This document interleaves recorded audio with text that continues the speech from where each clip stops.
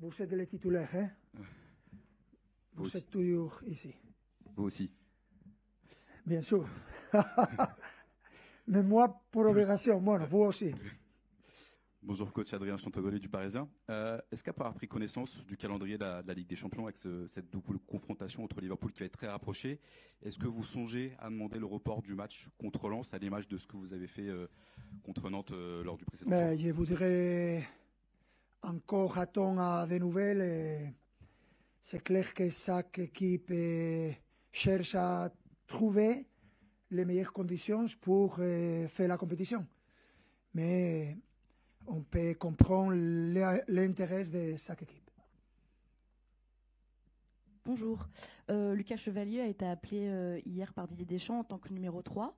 Actuellement, il est numéro 2 chez vous. Comment vous arrivez à le maintenir concerné? Est-ce qu'il n'y a pas un risque de le démobiliser? Merci beaucoup. Et le numéro 2, le numéro 3, qui l'a dit ça? Toi ou le coach? Tu es sûr qu'il a dit que... Si, il a dit ça? Ok. Ce que je peux dire sur ce sujet, c'est que je suis très content, vraiment, très content de voir Chevalier dans la liste, parce que pour moi, il mérite, mais je cherche à défendre mes joueurs et c'est que mon avis sur le niveau de Lucas Chevalier, c'est clair, parce que je suis l'entraîneur qui l'a signé et mon avis n'a pas changé pendant cette tombe.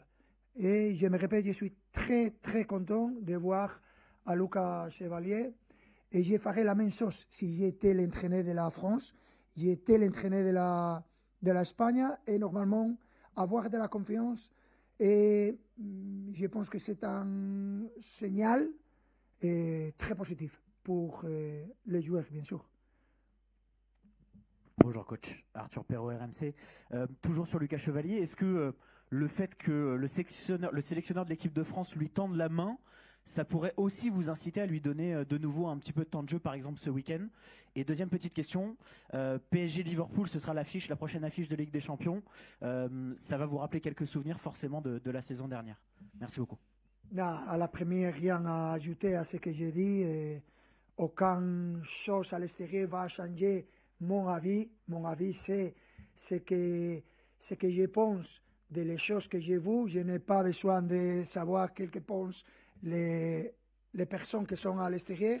C'est normal que chacun peut avoir sa différentes manières de penser, mais rien à ajouter. Je sais ce que je vais faire et je ne vais changer rien. Mais je peux changer en aucun moment. C'est comme ça que je cherche à valoriser ça ou à juger ça. Et après, bien sûr, c'est un bel souvenir, ou bon souvenir, je ne sais pas. Et ça a été un match très différent. Je me rappelle l'année dernière, quand Liverpool a été la meilleure équipe de l'Europe dans ce moment de la compétition. Ils ont montré un niveau incroyable. Et je me rappelle leur coach Arne Slot en parlant très bien del Paris Saint-Germain, quand personne parlait bien sur nous. Et ça a été très positif pour nous. C'est un bel souvenir. Et on va jouer ces quarts de finale en premier lieu au Parc des Princes à Paris, et après à Liverpool. Ce sera un classique, je pourrais dire. Bonjour Luis Enrique, Emery du journal L'Équipe. Est-ce que vous trouvez qu'on est revenu dans la configuration de l'an dernier avec 11-12 joueurs qui postulent pour la Ligue des Champions pour une place de titulaire? Et en l'absence de Bradley Barcola qui est blessé, qui est-ce que vous imaginez dans ce 12e rôle de joueur impactant en cours de match? J'aimerais avoir plus de 12, 13, 14 joueurs. Mais pour ça, quand arrive le moment final de la compétition, de la saison, c'est moi qui décide les joueurs qui sont prêts. C'est leur performance pendant toute la saison, mais spécialement dans ce moment, vous pouvez voir des différentes choses et ça, c'est toujours le niveau que je vois les joueurs. Et je serais très content d'avoir plus de joueurs qui montrent qu'ils sont prêts. C'est ça que je cherche. Mais c'est clair que ce n'est pas le moment de chercher des différentes choses, c'est le moment de certitude, c'est le moment d'avoir plus de confiance dans les joueurs qui ont montré dans cette période d'automne qui ont le niveau, et c'est ce que je cherche. Bonjour coach, Julien Froment pour Radio France. Pour revenir sur le match de Liverpool, est-ce que vous pensez que cette saison, justement, les rôles sont un peu inversés? C'est le PSG maintenant qui est naturellement le favori et vous êtes peut-être un peu plus... On est favori. Ouais. Maintenant, on est favori, bien sûr. Je suis très content. Finalement. Est-ce qu'il y a plus de crainte quand même du côté de Liverpool par Rien. rapport au PSG? Ça ne servait à rien. Et on est habitué, et je vous dis beaucoup de fois que je cherche à balancer tout ce qui est autour du Paris Saint-Germain. Dans ce moment que vous pensez que nous sommes les favoris, je chercherai à contrôler les vestiaires. Et j'ai de la chance et le bonheur d'avoir une équipe incroyable et des joueurs très intelligents. Ils savent parfaitement que dans ce type de match, il n'y a pas de favoris. Il y a des équipes avec beaucoup de joueurs et des équipes qui savent jouer ce type de match. Et ce sera très positif et très attractif de jouer ce type d'éliminatoire. Bonjour coach, Tom Tréchereau, la chaîne L'équipe. Vous avez plusieurs de vos joueurs qui vont partir avec leur sélection en Amérique du Nord, aux États-Unis, au Mexique. Est-ce que c'est une situation qui est regrettable pour vous? On parle beaucoup de fatigue de la part des joueurs, ce long déplacement. Merci. Si c'est sur une chose, c'est que les joueurs du Paris Saint-Germain, ils vont normalement avec la sélection. Je pense que c'est très international. Il y aura un joueur qui ne parte pas avec la sélection. Les restes, ils partent avec la sélection. Et ce que je pense que ce n'est pas positif, c'est de jouer le vendredi.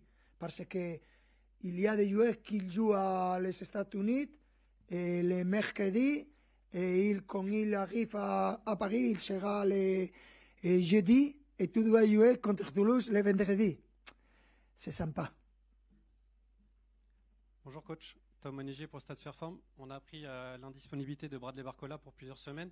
Déjà, comment il se sent lui mentalement également? Et est-ce qu'on peut dire peut-être que cette blessure arrive au pire moment pour lui, vu qu'il était dans une grande forme et qu'il aurait pu peut-être marquer des points avec l'équipe de France? Merci. C'est clair, vous l'avez vu.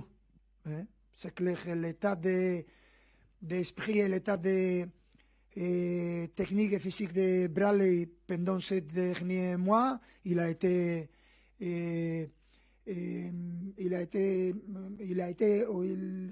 très important pour nous.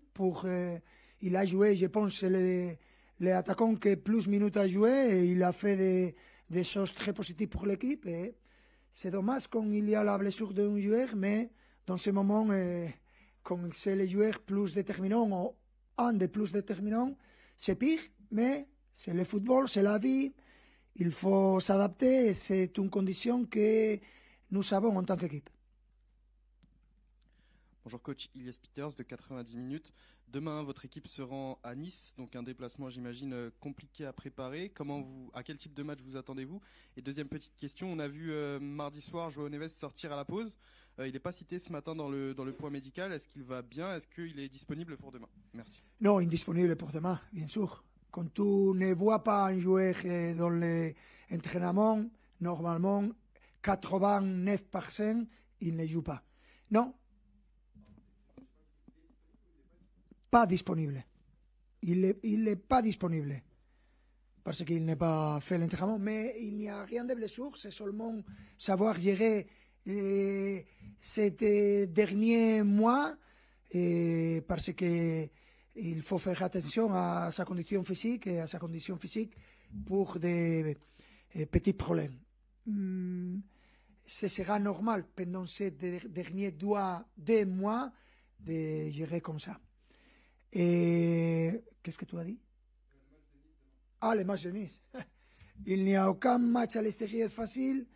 Et on est dans la compétition, le moment plus important pour nous, c'est vital de gagner ce match. On a besoin de les 3 points et ce sera compliqué. Il faut savoir jouer ce match. Quel type de match j'attends?